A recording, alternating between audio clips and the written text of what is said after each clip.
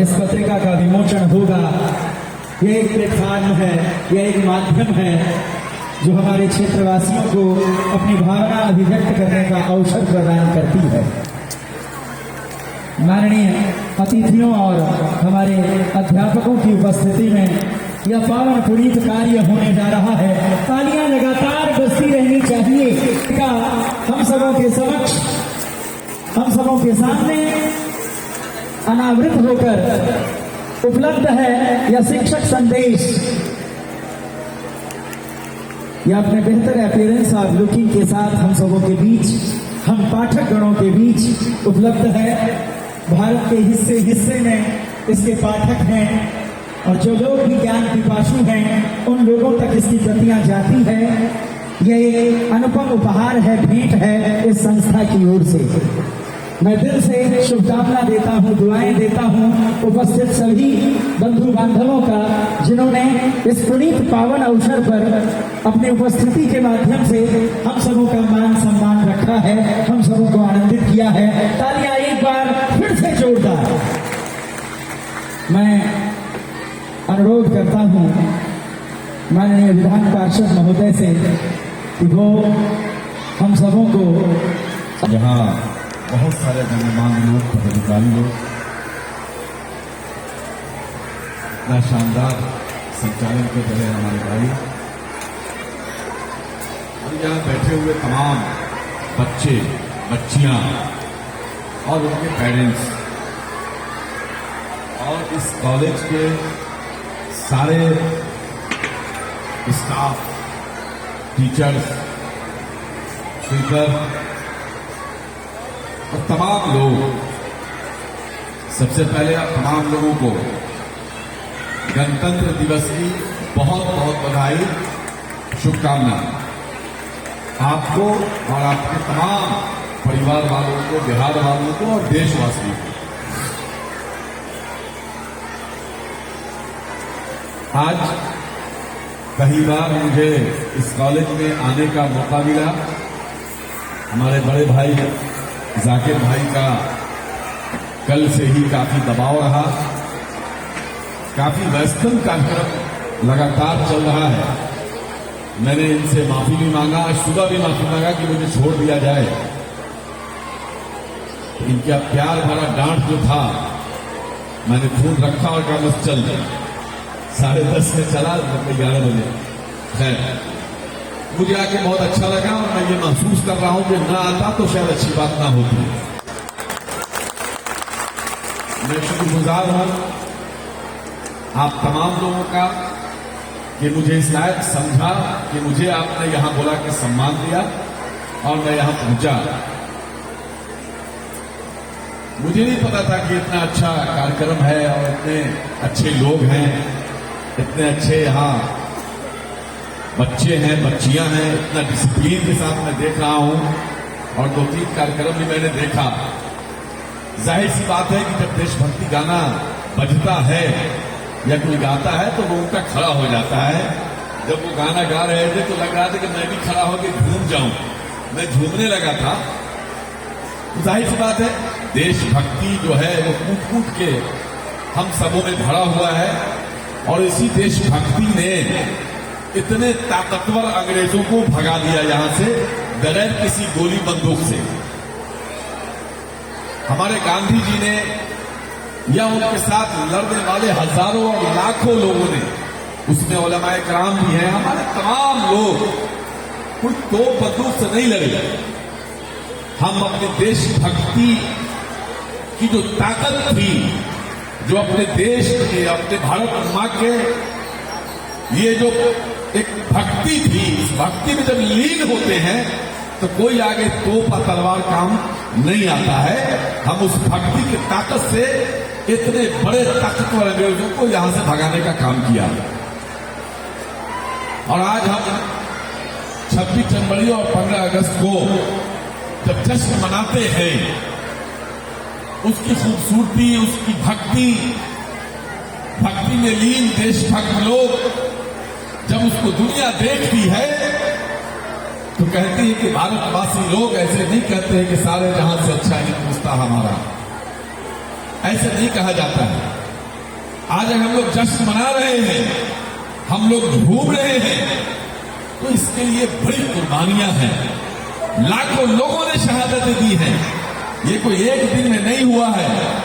सुनने में बहुत अच्छा लगता है और भाषण देने में बहुत अच्छा लगता है, लेकिन जिनके लोगों ने कुर्बानियां दी हैं, लाखों माएं का घर उजड़ गया, लाखों बहनों का सिंदूर उजड़ गया, लाखों माओं का कोख उजड़ गया, न जाने कौन कौन सी कुर्बानियां देनी पड़ी है, त्याग बलिदान देना पड़ा है, तब जाके भारत हमारा आजाद हुआ है। आज कुछ लोगों को देशभक्ति का सर्टिफिकेट बांटने का शौक पड़ा है। कुछ लोग देशभक्ति का सर्टिफिकेट बांटते फिर रहे हैं। कौन देशभक्त है, कौन देशभक्त नहीं है, ये वही लोग देशभक्ति के सर्टिफिकेट बांट रहे हैं जिनके बाप दादाओं का एक बाल बराबर में कोई त्याग की कुर्बानी इस देश की आजादी में नहीं है।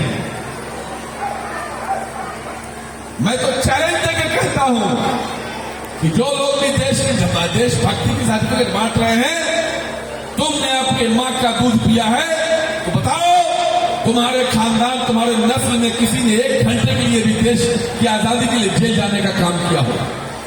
एक दिन के लिए भी कोई लाठी उठाने का काम किया हो? नहीं। जो लोग आज देशभक्ति के सर्टिफिकेट बांट रहे हैं, ये सारे के सारे लोग आजादी के बाद अंग्रेज के गुलाम थे। ये सारे के सारे लोग सुभाष चंद्र बोस के खिलाफ काम कर रहे थे। ये सारे के सारे लोग अंग्रेज के वो जो लड़ाका थे उनके साथ मिलकर देश के खिलाफ लड़ रहे थे। आज वो लोग यहाँ देशभक्ति के सर्टिफिकेट बांट रहे हैं।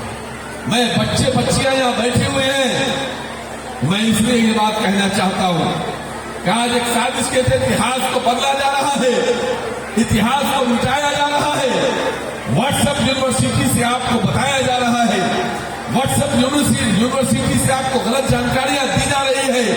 इसलिए मैं बच्चे बच्चियों से कहना चाहता हूं कि आप व्हाट्सएप यूनिवर्सिटी के चक्कर में मत रहना, इतिहास पढ़ना। इतिहास को जब पढ़ोगे तो आपको समझ में आ जाएगा कि आज जो हम भारत की आजादी की सांस ले रहे हैं तो एक दिन एक साल की कुर्बानी नहीं है, 100 साल की कुर्बानी है। कहां से नहीं लड़ाई शुरू हुई, किन किन लोगों ने लड़ाई शुरुआत नहीं की, किस किस तरह से कुर्बानियां नहीं दी।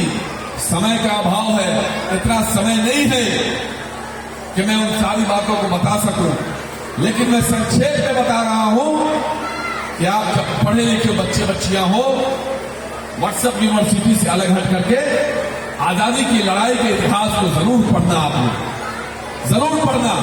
मुझे उम्मीद है कि आप पढ़ भी रहे होंगे, पढ़ भी रही होगी, लेकिन जिन लोगों ने नहीं पढ़ा हो, सिर्फ 15 अगस्त और 26 जनवरी को हम जश्न मना के घर चले जाते हैं जलेबी खा करके। मुझे चाहिए कि हम लोग आजादी की लड़ाई को पढ़ें और उस योद्धा को याद करें जिनकी कुर्बानियों की वजह से हम लोग आजाद भारत में आज सांस ले रहे हैं। गंदी निगाह डाली जा रही है हमारे ऊपर, हमें लड़ाया जा रहा है। आज जब ये प्रोग्राम हो रहा है तो यहाँ पर किसी को नहीं पता है कि कौन हिंदू है, कौन मुसलमान है, कौन अगड़ा है, कौन पिछड़ा है, कौन दलित है, कौन ईसाई है, कौन बौद्ध है। हर आदमी भारत की आजादी के लिए जश्न मना रहा है। मेरा भारत महान है, सारे जहां से अच्छा हिंदुस्तान हमारा, हम बुलबुले हैं उसके लिए गुलसिता हमारा। किसने गाया ये समझना होगा।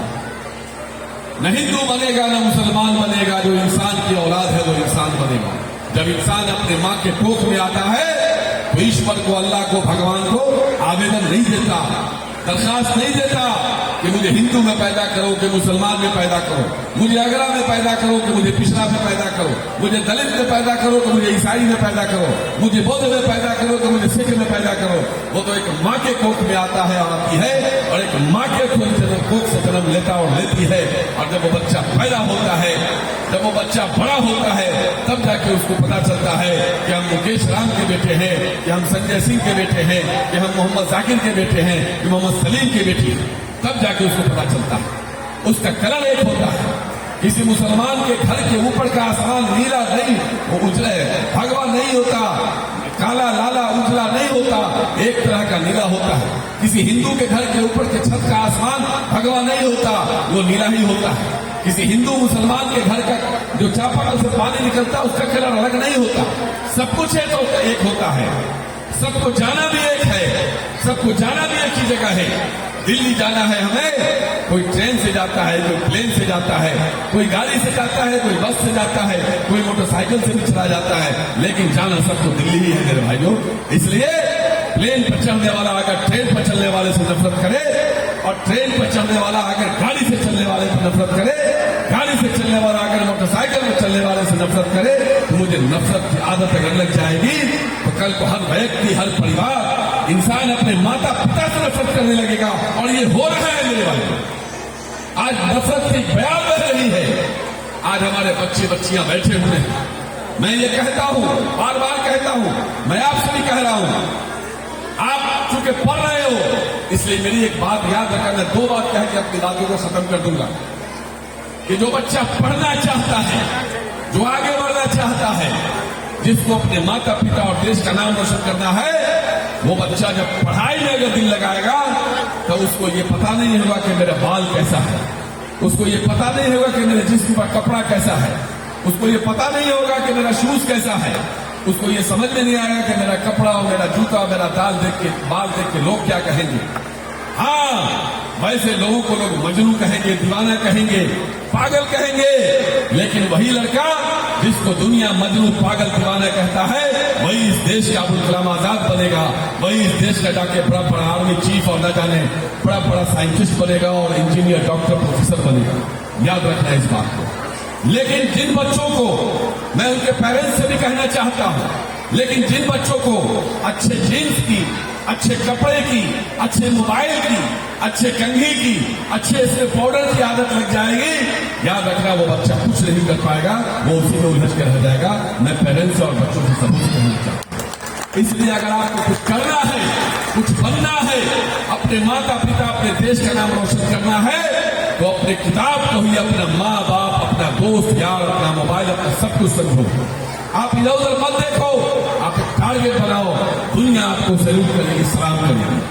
दूसरी एक बात, कोई बच्चा बहुत पढ़ ले, बहुत बड़े बड़े कॉलेज में जाके पढ़ ले, ऑक्सफोर्ड में पढ़ ले, अमेरिका में पढ़ ले, दुनिया में बड़ा बड़ा कॉलेज है, बहुत सारी संस्थाएं हैं, वहां जाके पढ़ाई कर ले, बड़ा जॉब भी मिल जाए, बड़े पैकेज पे कर ले, आईएएस भी बन जाए, आईएएस भी बन जाए, आईपीएस भी बन जाए, दुनिया की वो सारी चीज मिल जाए उसको जिसकी तमन्ना होती है, लेकिन उसके पास अगर संस्कार नहीं है तो सारी चीज, सारी पढ़ाई, सारी चीजें, सारा पद उसका बेकार है। संस्कार के बिना कुछ नहीं है। लेकिन कोई बच्चा सिर्फ मैट्रिक कर ले, इंटर ही तक पढ़ा रह जाए, लेकिन उसके जो संस्कार कूट कूट के भर जाता है, तो यकीन रखो वो पीएचडी वाले से, आईएएस आईपीएस से ज्यादा बढ़ जाए वो इंसान, उसके पास संस्कार है। संस्कार नहीं है तो कुछ नहीं है। और माता पिता, बच्चों, आपके माता पिता ही आपके भगवान हैं, आपके माता पिता ही आपके लिए सब कुछ है। एक बात याद रखना, मैं बार बार कहता हूं, यहां भी कह रहा हूं कि लोग मक्का मदीना जाते हैं हज करने, लोग केदारनाथ जाते हैं पूजा करने, लोग वैष्णो देवी जाते हैं पूजा करने, लोग बाबा धाम जाते हैं पूजा करने, दुनिया की बड़ी बड़ी शक्तिपीठ है जहां जो जाते हैं, लेकिन उसका मक्का मदीना, उसका केदारनाथ, उसका शक्तिपीठ जो उसके घर में है, उसके माता पिता के रूप में है, उसको नाराज रहते हुए अगर कहीं और जाते हो, जाने का कोई मतलब नहीं है, कोई मतलब नहीं है। इस बात को याद रखना। जब तक कि तुम्हारी माँ बाप सब कुछ है तुम्हारे, उनकी पूजा करो, उनको दिल मत दुखाओ, उनका दिल मत दुखाओ, उनसे प्यार करो, उनसे प्यार करो, उनका सम्मान करो, उनकी इज्जत करो। जब तक तुम्हारे माता पिता, अड़ोस पड़ोस, रिश्तेदार खुश नहीं होंगे, तुम्हारा कहीं जाना भी बेकार हो जाएगा। मैं खुलेआम बोलता हूँ, आपसे भी बोल रहा हूँ, इसलिए मैंने ये 2-3 बात जो मुझे बतानी थी मैं आपको बताया। मैं कॉलेज के तमाम संस्थापक और स्टाफ और तमाम इसके प्रिंसिपल साहब को और तमाम लोगों को मैं बधाई देना चाहता हूँ। मेरे पास वो शब्द नहीं है। आजकल के दौर में स्कूल में अगर मैं जाता हूँ, मैं तो बहुत सारे प्रोग्राम में जाता हूँ, लेकिन इतना डिसिप्लिन मैंने बहुत कम जगह देखा है। मैं आपको बधाई देना चाहता हूँ। रोजगार जैसे जगह पर इतना डिसिप्लिन के साथ आप ये संस्था चला रहे हैं। इस संस्था को जब मेरी जरूरत पड़ेगी, मेरे खून की भी जरूरत पड़ेगी तो रात के 12 बजे मैं तैयार रहूंगा और इस संस्था को किसी की नजर नहीं लगने दूंगा। किसी की गंदी निगाह इस कॉलेज पे पड़ेगी तो उसकी निगाह, उसकी आंख को मैं निकाल लेने का कोशिश करूंगा, लेकिन उसकी गंदी निगाह इस कॉलेज पर लगने नहीं दूंगा। यहाँ सभी लोग हैं, सब लोग प्यार से रह रहे हैं। एक दूसरे से गले मिल के एक दूसरे से प्यार से मोहब्बत से रहना है, आपस में रहना है। जीना और मरना एक साथ है। जीना यहाँ, मरना कहाँ, आपस में मिलने के बगैर जाना कहाँ। इसलिए मैं तमाम अभिभावक लोगों को, तमाम पेरेंट्स को, तमाम गार्जियन को फिर से बधाई देना चाहता हूँ कि आपने अपने बच्चों के लिए अच्छे कॉलेज का आपने चुनाव किया और आपने अपने बच्चों को यहाँ एडमिशन कराया। मैं सब चीज मैं देख रहा हूँ, आपकी बिल्डिंग भी अच्छी है और बिल्डिंग की साफ सफाई भी मुझे दिख रही है। इतने अच्छे वातावरण में इतना अच्छा सब कुछ, मैं पुनः आप तमाम लोगों को बधाई, धन्यवाद देना चाहता हूँ कि मुझे आपने यहाँ बुलाया और मुझे सम्मानित किया और इन बच्चों से मिलने का मुझे मौका मिला। और बच्चों, मैं फिर कहता हूँ कि आपको अगर जीवन में कुछ करना है तो पहला काम अपने माता पिता का बेपनाह बहुत ज्यादा इज्जत करो, उनका सम्मान करो, उनके पास जोर से मत बोलो, उनका दिल मत दुखाओ, उनको अच्छी बात बोलो और अच्छी बात सुनो और अपने बड़ों का, अपने टीचर्स का उनकी इज्जत करो। अपने समाज के अड़ोस पड़ोस के जो आपके बड़े हैं उनकी इज्जत करो, उनका सम्मान करो। तभी जीवन में आप आगे बढ़ोगे, खुश रहोगे। नहीं करोगे अगर तो कुछ भी पढ़ लोगे, संस्कार अगर नहीं होगा तो उस पढ़ाई का कोई मतलब नहीं होगा। बहुत सारे लोग पढ़ते हैं, नौकरी करते हैं, सैलरी उठाते हैं, रिटायर कर जाते हैं, पेंशन उठाते हैं, मर जाते हैं। ये कोई जीवन नहीं है। जीवन तो वो है जो पूरी जिंदगी दूसरों के काम आए। जब हम मरे तो लोग कहे ये मर गया, बहुत अच्छा इंसान था, उसके लिए अगर 4 आंसू नहीं बहा तो वैसा इंसान किस काम का। लेकिन आज समाज में बहुत बिगाड़ आ गया है, समाज बहुत ही खराब रास्ते पर चल पड़ा है। बच्चों में बहुत सारी बुरी लतें पड़ गई हैं, मोबाइल भी हमें बर्बाद कर रहा है। हम समाज को सुधारने के लिए एजुकेशन के साथ, तालीम के साथ हम संस्कार और तरबियत का ख्याल रखेंगे, समाज सुधारक काम करेंगे, सब चीज अच्छा होगा। बेहतर बिहार बनेगा तो बेहतर देश बनेगा, बेहतर देश बनेगा तो दुनिया भर में हमारा नाम होगा। आज भी भारत जैसा पूरा देश कहीं नहीं है। आज संविधान दिवस है। आज हम ये फर्ज करें कि जिन लोगों ने हमारे संविधान को छेड़छाड़ किया, हमारे संविधान को खत्म करना चाहते हैं, हम वैसे लोगों को हम देखेंगे, उनकी मंशा को कभी पूरा नहीं होने देंगे। दुनिया का सबसे खूबसूरत संविधान बाबा साहब भीमराव अम्बेडकर ने हमारे भारत देश का बनाया था। इस खूबसूरती को कोई अगर खत्म करना चाहेगा, हम उसको खत्म नहीं होने देंगे। हमको लड़ाई झगड़ा नहीं करना है, हमको प्यार से जवाब देना है, अपने व्यवहार से, अपने आचार से और अपने गिर्द से हम देश को, दुनिया को, समाज को, अपने दुश्मन को हम ये बताएंगे हम मोहब्बत करने वाले हैं, हम नफरत करने वाले नहीं हैं। नफरत की कोई जगह नहीं है। आप जब दुर्गा पूजा में जब जाते हो, दुर्गा पूजा की जब दुर्गा माँ को बैठाते हो तो आप गाना गाते हो, जोर से बोलो जय माता दी, प्यार से बोलो जय माता दी, बार बार गाते हो, उस पर थिरकते हो, जोर से बोलो जय माता दी, प्यार से बोलो जय माता दी। कोई ये नहीं बोलता है जोर से बोलो जय माता दी, नफरत से बोलो जय माता दी। कोई बोलता है? बताओ, कोई नफरत से बोलो जय माता दी बोलता है? नहीं बोलता है।